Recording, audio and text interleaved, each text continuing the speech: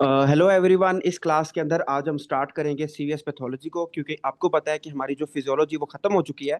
तो आज से हम स्टार्ट करें सीवीएस पैथोलॉजी। जो सीवीएस पैथोलॉजी है ये बड़ी इंटरेस्टिंग भी है और आपको बड़ा मजा आएगा पढ़ के। लेकिन आपने एंड तक हमारे साथ जुड़े रहना, ठीक है? और आपकी जो भी सजेशन हो, जो भी आप कुछ हमें बताना चाहते हो, कमेंट सेक्शन ओपन है, आप उसमें बता सकते हैं। कोई भी फीडबैक हो या हम क्लासेस को कैसे इंप्रूव कर सकते हैं वो भी आपने लाजमी बताना, ठीक है? तो चलें जी, स्टार्ट करते हैं। सबसे पहले जो हमारी सीवीएस की पैथोलॉजी है ना, इसके अंदर जो सबसे पहला टॉपिक है उसका नाम क्या है? That is called congenital heart defects. जो कॉन्जेनाइटल हार्ट डिफेक्ट है, it is very very important topic, और जितना ये इंपॉर्टेंट है उतना ये आसान भी है। तो कॉन्जेनाइटल हार्ट डिफेक्ट को हम डिटेल के अंदर पढ़ेंगे कि जो हमारे पैदाइशी तौर पे दिल के मसले बन जाते हैं उनका क्या हल होता है या उसमें क्या क्या चीजें होती हैं, ठीक है? तो आपने याद रखना है जो कॉन्जेनाइटल हार्ट डिफेक्ट है इसको हम क्या करते हैं, इसको दो हिस्सों के अंदर डिवाइड करते हैं। तो इसकी दो मतलब it has two broad categories. इसमें हम इसको दो तरह की इसकी टाइप्स हैं। सबसे पहले आपने याद रखना है कि अगर एक बंदा एक छोटा बच्चा है और उसको कॉन्जेनाइटल हार्ट डिफेक्ट है तो ये दो तरह के हो सकते हैं। सबसे पहले कुछ ऐसे डिफेक्ट्स होते हैं जिनमें क्या होता है कि जब बच्चा पैदा होता है ना, उसको कोई सियानोसिस नहीं होती, वो ब्लू नहीं होता, बल्कि बल्कि ठीक होता है, और कुछ महीनों के बाद उसको क्या हो जाती है, उसको सियानोसिस हो जाती है। तो it is called a cyanotic heart defect. इसको हम क्या कहते हैं? These are called a cyanotic heart defect, ठीक है? तो इसमें सबसे पहले हमारे पास जो आता है it is called a cyanotic heart defect. तो ए सियानोटिक हार्ट डिफेक्ट, और उसके बाद कुछ एक ऐसी भी टाइप होती है जिसके अंदर क्या होता है कि हमारा जो बेबी होगा उसके अंदर क्या होगी, सियानोसिस होगी। It is called cyanotic heart defect. इसको हम क्या कहते हैं? Cyanotic heart defect. अब इनमें ना एक फर्क है, इनमें फर्क ये होता है, आपने याद रखना है कि जो ए सियानोटिक होगा ना, जब ये बच्चा पैदा होगा तो इसके अंदर सियानोसिस नहीं होगी, बल्कि कुछ महीनों के बाद जाके डेवलप होगी। लेकिन जो सियानोटिक हार्ट डिफेक्ट है, इसमें जब बच्चा पैदा होगा तो फौरी तौर पे आपको जो प्रेजेंटेशन मिलेगी उसमें क्या होती है, देयर इज अर्ली सियानोसिस, ठीक है? तो इसमें पहला पॉइंट ये है कि इसमें हमें क्या मिलती है, अर्ली सियानोसिस मिलती है। उसके बाद आपने सेकंड नंबर पे याद रखना है कि जो सियानोटिक हार्ट डिफेक्ट होता है ना, इसमें हमारे पास कौन सा शंट होता है। अभी हम इसकी डायग्राम भी करेंगे। तो आपने कहना है कि इसके अंदर there will be right to left shunt. इसमें क्या होता है? There will be right to left shunt. और जो आपके ए सियानोटिक हार्ट डिफेक्ट होते हैं, इसमें कौन सा शंट होता है? तो जो ए सियानोटिक हार्ट डिफेक्ट है, इसके अंदर जो आपका शंट होता है that is left to right shunt. इसमें क्या होता है? Left to right shunt. अब ये लेफ्ट टू राइट और राइट टू लेफ्ट शंट क्या होता है ये भी हम समझेंगे, ठीक हो गया? उसके बाद अगला सवाल आपसे ये पूछा जाएगा कि ये जो पेशेंट होते हैं ए सियानोटिक के, इनमें चले मान दिया कि पहले पहले तो सियानोसिस नहीं होती, लेकिन बाद में आगे जाके सियानोसिस क्यों डेवलप हो जाती है? तो आपने याद रखना है इनके अंदर हमें क्या मिलती है, लेट सियानोसिस। और लेट सियानोसिस के आगे आप लिखें भी ड्यू टू आइजन मेंजर, ठीक है? Due to Eisenmenger syndrome. जो आपका आइजन मेंजर सिंड्रोम होता है ना, उसकी वजह से आपको क्या मिलेगी, there will be late cyanosis, ठीक हो गया? उसके बाद अगला सवाल, जो आपकी सियानोटिक हार्ट डिफेक्ट होते हैं, इनमें हमें क्या मिलती है, अर्ली सियानोसिस। इनमें क्या होगी, अर्ली सियानोसिस। और इसमें जो बच्चा होगा उसके अंदर राइट टू लेफ्ट शंट होगा, ठीक हो गया? चलिए जी, अब हम इसको समझते हैं कि ये क्या है, ये आपकी राइट या लेफ्ट टू राइट क्या है। तो आपने हम ना एक स्कीमेटिक डायग्राम बनाते हैं कि फर्ज करें कि ये आपके हार्ट की एक डायग्राम है, और आपको पता है कि ऊपर क्या होता है। फर्ज करें this is right atrium, this is left atrium, ठीक है? ये लेफ्ट एट्रियम है, ये आपका क्या है, राइट वेंट्रिकल है, और ये क्या है, आपका लेफ्ट वेंट्रिकल है, ठीक है? उसके बाद आपको पता है कि राइट एट्रिया और राइट लेफ्ट एट्रिया के दरमियान अगर एक सुराख हो, अगर एक ओपनिंग हो, इसको हम क्या कहते हैं, it is called AST, atrial septal defect. और अगर हम बात करें राइट वेंट्रिकल और लेफ्ट वेंट्रिकल की, तो वेंट्रिकल के दरमियान अगर एक ओपनिंग हो या एक रास्ता हो तो दैट इज कॉल्ड वीएसटी, उसको हम क्या कहते हैं, वेंट्रिकुलर सेप्टल डिफेक्ट, ठीक है? बहुत आसान बात है। अब आपने कहना है, देखिए, अगर कोई बंदा है, अगर कोई छोटा बच्चा है और उसके अंदर जो ब्लड है वो राइट टू लेफ्ट मूव करता है, वो क्या करता है, वो राइट टू लेफ्ट मूव करता है, तो इसमें क्या हो रहा है कि हमारा जो डीऑक्सीजनेटेड ब्लड है ना, वो हमारे ऑक्सीजनेटेड ब्लड को क्या कर रहा है, उसकी डीऑक्सीजनेशन करवा रहा है। जो डीऑक्सीजनेटेड ब्लड है वो हमारे ऑक्सीजनेटेड ब्लड के अंदर जा रहा है, तो इसके अंदर हमें क्या मिलेगी, there will be early cyanosis. फौरी तौर पे जो बच्चा होगा वो उसमें सियानोसिस हो जाएगी। बट हाँ, अगर एक पेशेंट है उसके अंदर जो ब्लड है वो लेफ्ट टू राइट जा रहा है, उसके अंदर क्या हो रहा है, लेफ्ट टू राइट जा रहा है, तो उसमें पहले पहले हमें सियानोसिस नहीं मिलती। होता ये है, मैं आपको समझाता हूँ। देखें, फर्ज करें अगर हम इनको रिमूव करें, तो हमने कहा कि ऐसा ऐसा बंदा जिसके अंदर क्या हो, जो ब्लड है वो हमारा लेफ्ट टू राइट मूव करे, तो पहले पहले तो क्या होगा, देखें, अब आपका जो ऑक्सीजनेटेड ब्लड है ना, वो आपका डीऑक्सीजनेटेड ब्लड के अंदर जा रहा है, तो पहले पहले तो कोई हमें खास मसला नहीं आएगा, बेबी बिल्कुल ठीक रहेगा। बट हाँ, क्योंकि आपका जो शंट है वो लेफ्ट टू राइट है, तो एंड पे क्या होगा, कुछ महीनों के बाद जो आपका राइट वेंट्रिकल होगा ना, इसकी हाइपरट्रॉफी हो जाएगी। जो आपका राइट वेंट्रिकल होगा इसकी क्या हो जाएगी, हाइपरट्रॉफी। अब आपका राइट वेंट्रिकल हाइपरट्रोफिड हो गया है, उसका प्रेशर भी ज़्यादा हो गया है, तो जो आपका शंट होगा वो रिवर्स हो जाएगा। पहले लेफ्ट टू राइट शंट था, अब ये शंट क्या हो जाएगा? अब ये शंट आपका राइट टू लेफ्ट हो जाएगा। तो इस वजह से सियानोसिस क्या हो गई है? अब आपकी सियानोसिस डेवलप होगी और ऐसा सिंड्रोम जिसमें आपके राइट वेंट्रिकल की हाइपरट्रोफी हो जाए और आपकी जो आपके जो शंट है वो रिवर्स हो जाए, it is called eigen मेंजर syndrome. इसको हम क्या कहते हैं? It is called eigen मेंजर syndrome. तो जो आइजन मेंजर सिंड्रोम है अभी हम इसको डिस्कस भी करते हैं, ठीक है? तो सबसे पहले आपका ये सवाल बनता है कि जो आपकी ए साइनोटिक डिजीजेज हैं इसमें कौन कौन सी आती हैं, ठीक है? तो आपकी बुक का जो पेज नंबर मेरे पास है दैट इज पेज नंबर 305। तो ए साइनोटिक में आपने याद रखना है जो डिजीजेज आती है ना, इनके इनके नाम के अंदर डी लाजमी आएगा। फॉर एग्जाम्पल आपने कहना है मोस्ट कॉमन जो ए साइनोटिक डिजीज होती है ना, that is VST. Most common क्या होती है? वीएसटी। वीएसटी के बाद सेकंड नंबर पे क्या होगी? एएसटी। और एएसटी के बाद क्या होगी? आपका पीडीए, ठीक है? तो आपकी तीन होती हैं, वीएसटी, एएसटी और पीडीए। लेकिन अगर हम बात करें सियानोटिक हार्ट डिजीज की, तो आपकी जो सियानोटिक हार्ट डिजीज होती हैं इस मतलब इसमें कौन कौन सी आती है? तो इसके अंदर आपने याद रखना है सबसे पहले तो हमारे पास क्या होगा? Tetralogy of follow. जो टेट्रोलॉजी ऑफ फॉलोआउट है ये आपको सियानोटिक के अंदर मिलती है।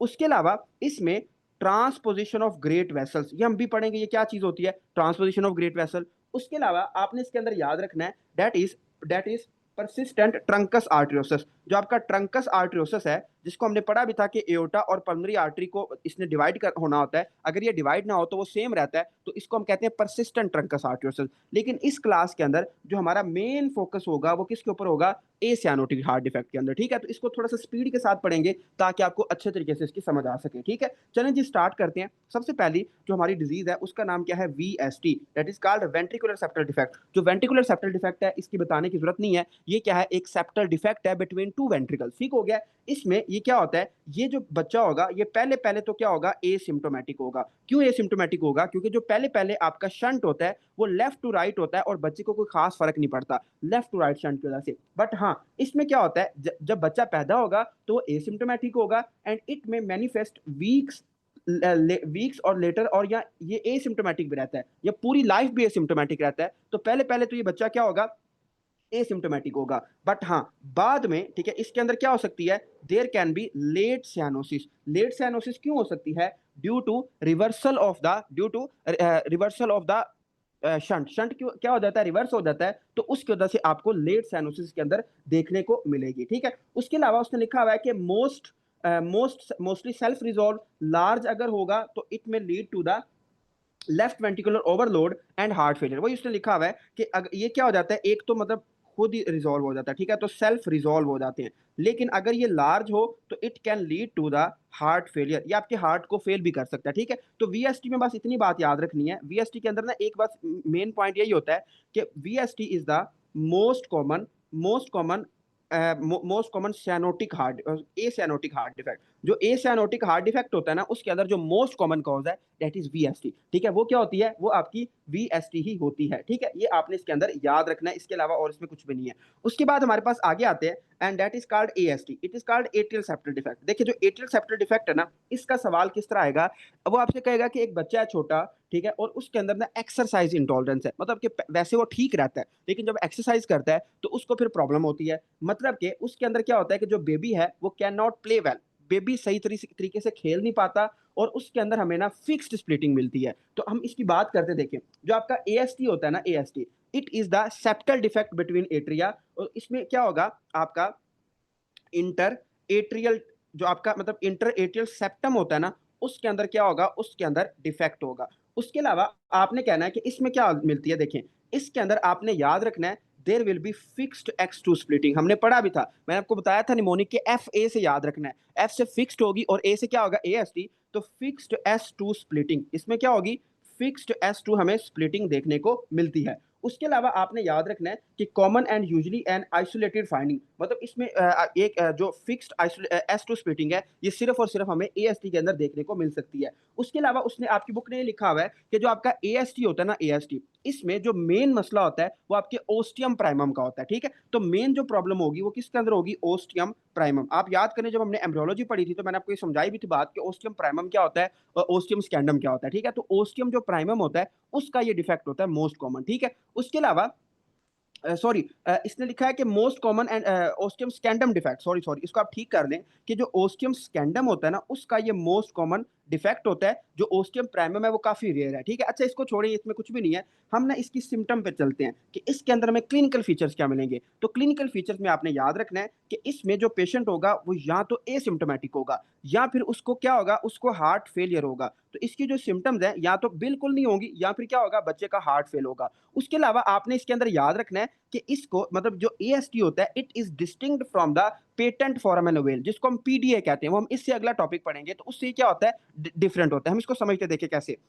इसमें देखिए, चूंकि आपका जो लेफ्ट एट्रिया ना, उससे ब्लड आपके राइट एट्रिया में आ रहा है, तो ऑक्सीजन सैचुरेशन आपको ज्यादा मिलेगी, ठीक है। इसमें क्या होती है, increase oxygen saturation in left atria, right atria. जो आपका राइट एट्रिया होगा उसके अंदर आपको ऑक्सीजन सैचुरेशन ज्यादा मिलेगी, राइट वेंट्रिकल के अंदर ज्यादा मिलेगी, और पल्मोनरी आर्टरी के अंदर, क्योंकि आपका जो ऑक्सीनेटेड ब्लड है वो लेफ्ट साइड से राइट साइड की तरफ मूव कर रहा है। उसके अलावा आपने इसके अंदर याद रखना है, ये मैंने आपको एम्ब्रियोलॉजी के अंदर ये पूरी डिटेल के अंदर बताया था कि इसके अंदर आपको क्या मिलता है, पैराडॉक्सिकल एम्बोलाई। देखिए, आपके जो मैंने आप थोड़ा सा आपको रिवाइज करा देता हूँ। हमने कहा था कि जो हमारे थ्रोम्बस होते हैं ना, या जो हमारे एम्बोलाई होते हैं, ये हमारी वेन्स में होते हैं, ज्यादातर वेन्स में होते हैं, और वेन से ये लंग्स तक आ जाते हैं, लेकिन आर्टरीज में बहुत कम चांसेस के जाते हैं। बट ऐसा होता है कि अगर किसी बंदे को क्या होगा, देखिए फर्ज करें ये आपका हार्ट है ना, ठीक है, फर्ज करें कि ये आपका हार्ट है। तो हार्ट में अगर किसी बंदे को क्या हो, एएसटी हो, तो एएसटी में क्या होता है कि हमारे एट्रिया के दरमियान डिफेक्ट होता है। तो हमारा जो एम्बुलाई होगा ना, वो हमारे राइट वेंट्रिकल में, राइट एट्रिया में आएगा।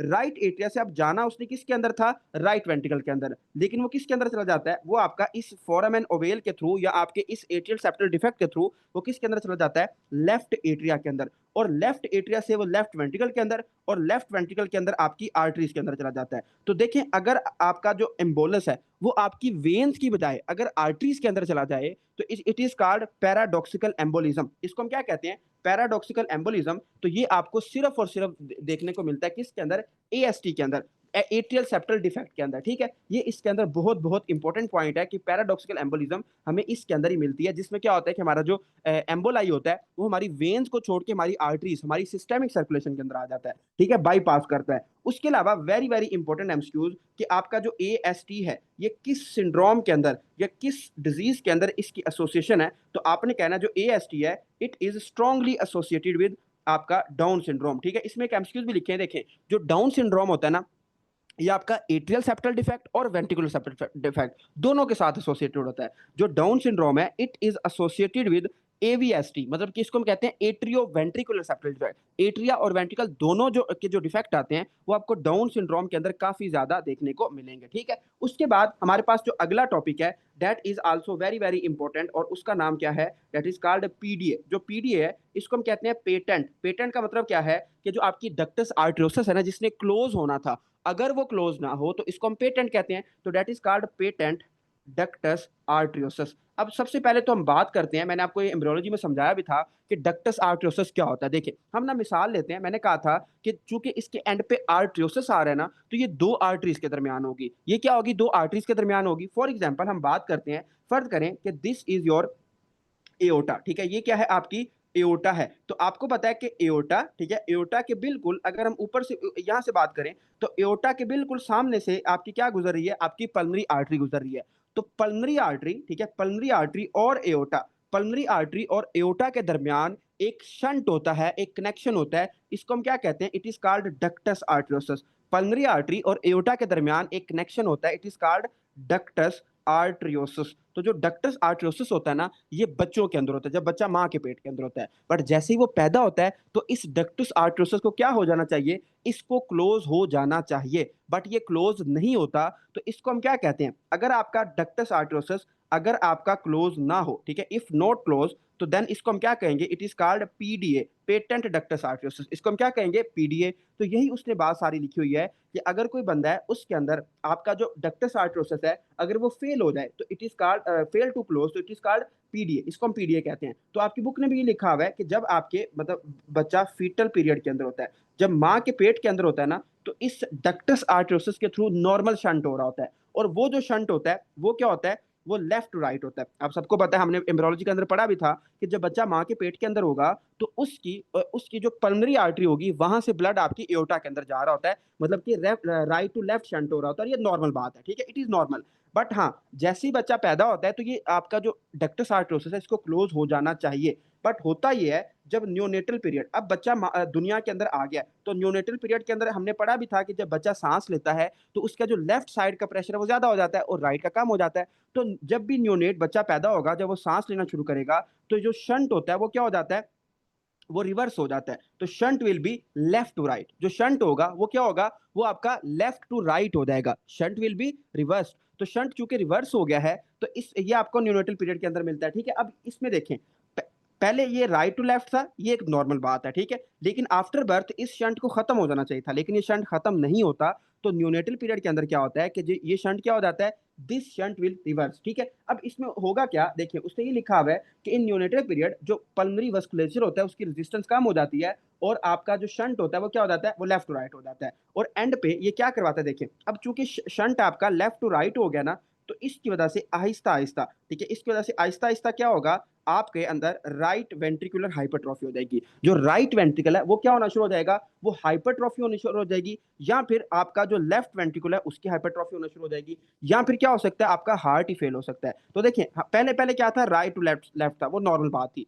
लेकिन जैसे ही बच्चा पैदा हुआ उसकी लंग्स के अंदर रेजिस्टेंस कम हुई, शंट हमारा क्या हो गया, रिवर्स हो गया, इसकी वजह से हमें राइट वेंट्रिकुलर हाइपरट्रॉफी देखने को मिल सकती है, ठीक है। It is associated with continuous machine like murmur. ये मरमर आपने लाजमी याद रखना है कि ऐसा कौन सा मरमर है जो हमें पीडीए के अंदर सुनने को मिलता है, तो आपने कहना है that is continuous machine like murmur, that is continuous machine like murmur. जो आपका कंटिन्यूस मशीन लाइक मरमर है ये हमें पीडीए के अंदर देखने को मिलता है, ठीक है। It is very very important MCQs. उसके अलावा हम बात करते हैं कि यार जो जब बच्चा माँ के पेट के अंदर होता है तो ये जो आपका डक्टस आर्टरियोसिस है इसको कौन सी चीज ओपन करके रखती है, कौन सी ऐसी चीज है जो इस डक्टस आर्टरियोसिस को पेटेंट रखती है। तो आपकी बुक ने लिखा हुआ है कि पेटेंसी इज मेंटेन्ड बाय किसको, प्रोस्टाग्लैंडिन। जो आपके प्रोस्टाग्लैंडिन होते हैं ना, प्रोस्टाग्लैंडिन ई, ठीक है, आपका जो प्रोस्टाग्लैंडिन ई 2 होगा वो क्या करता है, वो इसको मेंटेन करता है। अब क्या है, ये प्रोस्टाग्लैंडिन कहाँ से आ रहे हैं, प्लेसेंटा से आ रहे हैं, लेकिन जैसे ही बच्चा पैदा होता है प्लेसेंटा डिटैच होता है तो ये प्रोस्टाग्लैंडिन कम हो जाते हैं और आपका जो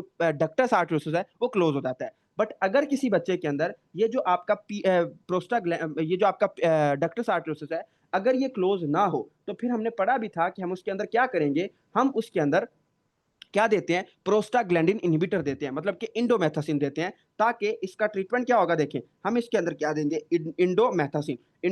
इंडोमेथासिन हम क्यों देंगे, ताकि इसके जो प्रोस्टाग्लैंडिन है वो इनहिबिट हो जाए और इसमें क्या हो जाए, इसके अंदर जो बेबी है उसका डक्टस आर्टरियोसिस क्या हो जाए, क्लोज हो जाए, ठीक है। तो ये आपने इसके अंदर याद रखना है। उसके अलावा उसने लिखा हुआ है कि अगर आप इस पीडीए को अनकरेक्ट ही छोड़ देंगे, अगर आप इसको ठीक नहीं करते तो it can lead to late cyanosis, इसमें भी आपको लेट साइनोसिस देखने को मिलेगी, ठीक है। अच्छा, अब इसमें ना आपने मेन चीज क्या याद रखनी है वो मैं आपको बता देता हूँ। देखें सबसे पहले तो आपने याद रखना है कि जो पीडीए होता है ना इसके अंदर हमें कौन सा मरमर सुनाई देता है। तो ये बहुत इंपॉर्टेंट एमसीक्यूज है कि the murmur seen in PDA is continuous machine like murmur. जो कंटिन्यूस मशीन लाइक मरमर है it is seen in the PDA. उसके अलावा आपने इसके अंदर याद रखना है कि जो पीडीए की पेटेंसी है इसको ओपन रखने वाली कौन सी चीज थी, प्रोस्टाग्लैंडिन। बट अगर आपके प्रोस्टाग्लैंडिन को हम इनहिबिट कर दें बाय यूजिंग इंडोमेथासिन जो एक एनसेड है, तो इससे क्या होगा, आपका जो पीडीए होगा वो क्लोज हो जाएगा। अगर आप इसको ठीक नहीं करेंगे तो it can lead to the late cyanosis, इसमें क्या होगा, लेट साइनोसिस आपकी इसमें होगी, ठीक है। तो ये आपने इसके अंदर याद रखना है और इसके अलावा और कुछ भी नहीं है, ठीक है।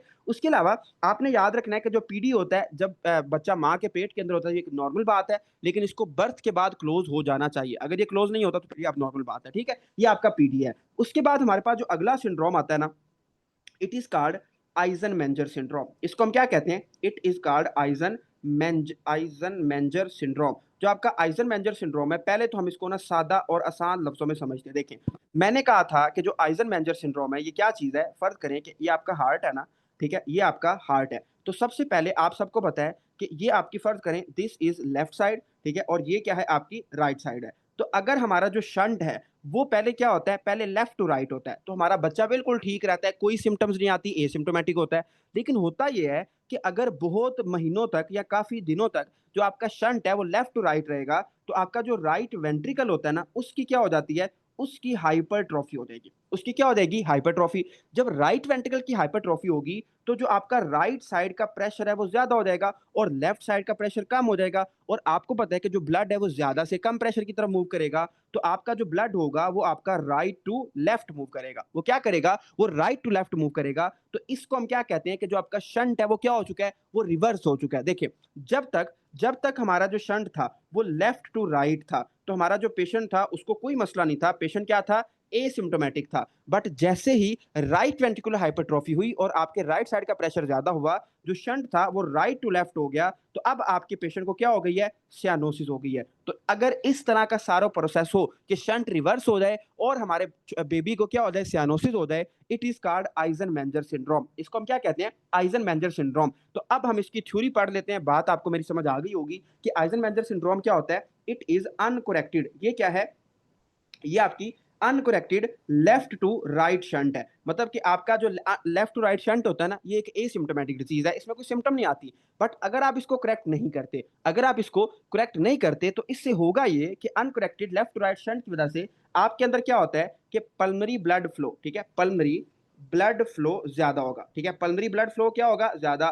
और पल्मरी ब्लड फ्लो ज्यादा होने से आपके अंदर क्या होगी, जो आपके देखें, आपका राइट साइड की तरफ ज्यादा ब्लड जा रहा है ना, तो राइट साइड के साथ तो आपका पल्मरी आर्टरी अटैच है, तो पल्मरी वस्कुलेचर, ठीक है, यहाँ पे आप लिखें कि जो आपकी लंग्स के अंदर वेसल्स होंगी ना, उनके अंदर क्या होगा, उनके अंदर चेंज आएगा, उनका प्रेशर ज्यादा हो जाएगा। और जब उनका प्रेशर ज्यादा होगा तो उससे क्या होगा कि आपको आपको पल्मरी हाइपरटेंशन हो सकती है। मतलब पल्मरी जो वेसल्स हैं उनका ब्लड प्रेशर ज्यादा हो जाएगा, उनके अंदर हाइपरटेंशन हो जाएगी। और इस हाइपरटेंशन की वजह से जो आपका शंट होगा, शंट विल बी रिवर्स्ड, वो आपका क्या हो जाएगा, रिवर्स हो जाएगा। और जैसे ही शंट रिवर्स होगा, पहले लेफ्ट टू राइट था, अब क्या हो जाएगा, अब आपका राइट टू लेफ्ट हो जाएगा। और जैसे ही शंट आपका राइट टू लेफ्ट होगा, तो आपका जो पेशेंट होगा उसको सियानोसिस आ जाएगी। तो it is called Eisenmenger syndrome. इसको हम क्या कहते हैं, आइजन-मेंजर सिंड्रोम। तो अगर हम इसकी मतलब के क्लिनिकल फीचर्स की बात करें, तो जो आइजन-मेंजर सिंड्रोम है, इसके अंदर हमें लेट सियानोसिस मिलती है,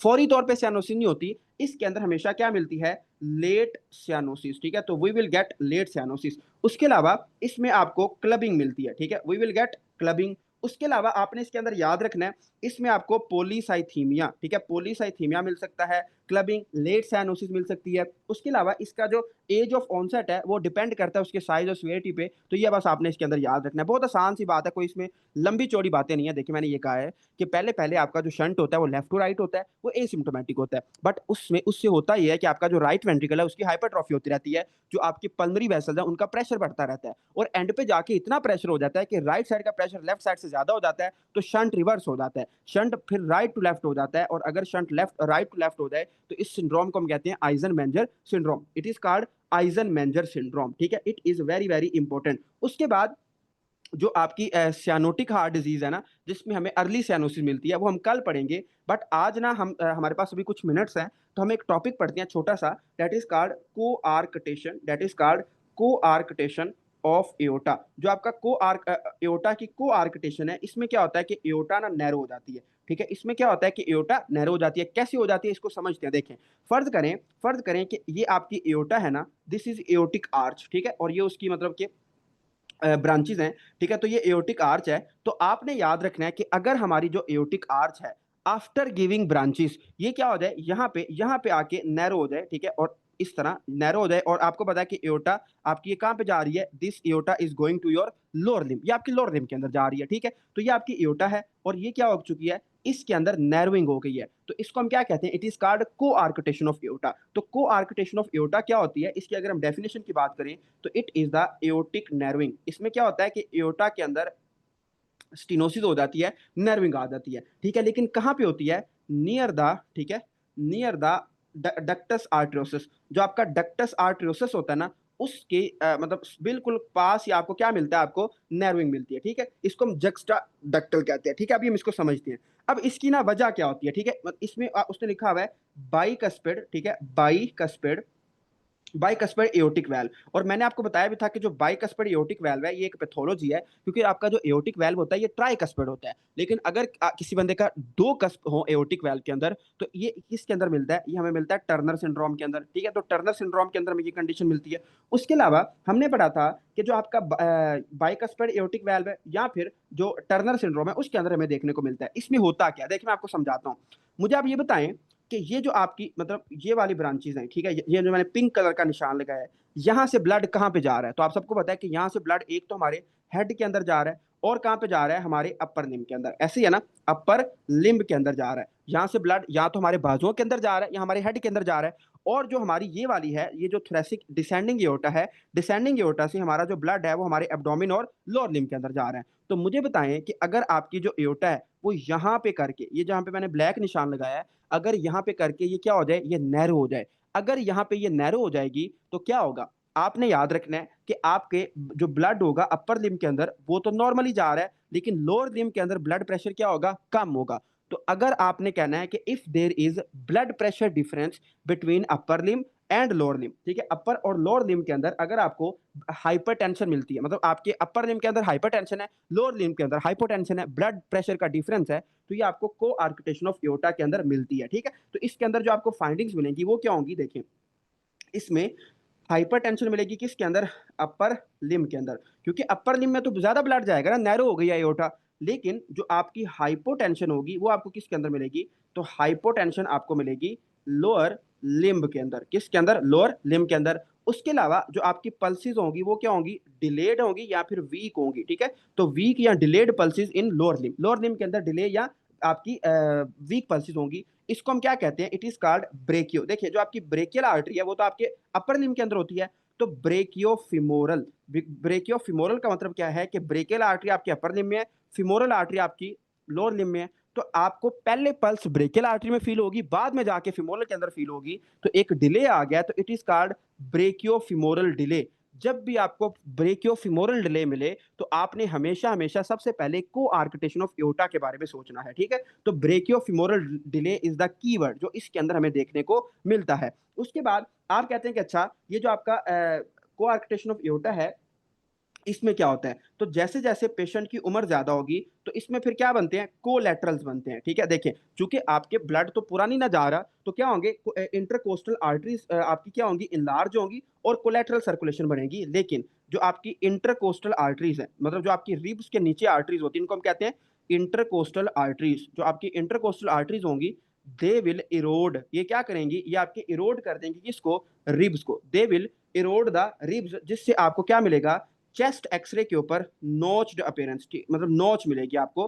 तो नोच्ड अपीयरेंस, तो इसमें ये भी आपने याद रखना है कि आप कोलेटरल्स की वजह से जो आपकी रिब्स होंगी वो इरोड होंगी और उससे आपको नोच्ड अपीयरेंस मिलती है एक्सरे के ऊपर, ठीक है। अच्छा, उसके बाद हम कहते हैं कि what will be the complications, इसमें हमें कॉम्प्लिकेशंस क्या मिलेंगी? तो इसमें कॉम्प्लिकेशन में आपने याद रखना है, सबसे पहले तो हार्ट फेलियर हो सकता है। उसके अलावा इसमें increase risk of cerebral haemorrhage, ठीक है, सेरिब्रल सेरिब्रल हेमरेज का रिस्क ज्यादा हो सकता है। उसके अलावा इसमें एओर्टा रप्चर हो सकती है और इन्फेक्टिव एंडोकार्डाइटिस हो सकता है, ठीक है। तो ये आपने याद रखना है। चलिए, इसका सवाल किस तरह का? देखिए, इसके सवाल में ना आपको दो तीन बातें बताएगा कि आपके पास एक पेशेंट आया है और उसके अपर लिम्ब के अंदर हाइपरटेंशन है, लेकिन लोअर लिम्ब के अंदर हाइपोटेंशन है और उसके अंदर ब्रेकियो फिमोरल डिले है। और जब हमने उसका एक्सरे किया है तो हमें रिब्स के ऊपर नोच्ड अपीयरेंस मिली है। तो बताएं what can be the diagnose? तो आप कहते हैं कि इसके अंदर को आर्किटेशन ऑफ एओर्टा हो सकती है, ठीक है। तो this is all about today class. कल वाली जो क्लास होगी उसके अंदर हम स्टार्ट करेंगे सियानोटिक हार्ट डिफेक्ट, और सियानोटिक हार्ट डिफेक्ट के साथ साथ हम आगे डिस्कस करेंगे हाइपरटेंशन को, कि हाइपरटेंशन क्या होती है, ठीक है। तो अब हम थोड़ी सी स्पीड भी पकड़ेंगे और हम इसको एज सुन एज पॉसिबल इसको खत्म करेंगे। बड़ी इंटरेस्टिंग इसकी पैथोलॉजी है। इसकी जो फिजियोलॉजी थी वो नो डाउट मुश्किल है, लेकिन इसकी पैथोलॉजी आसान है, ठीक है। चलें जी, अपना ख्याल रखें। अगर आपका कोई सवाल होता है तो आप कमेंट सेक्शन में लाजमी पूछ सकते हैं और हम मिलेंगे अगली क्लास के अंदर।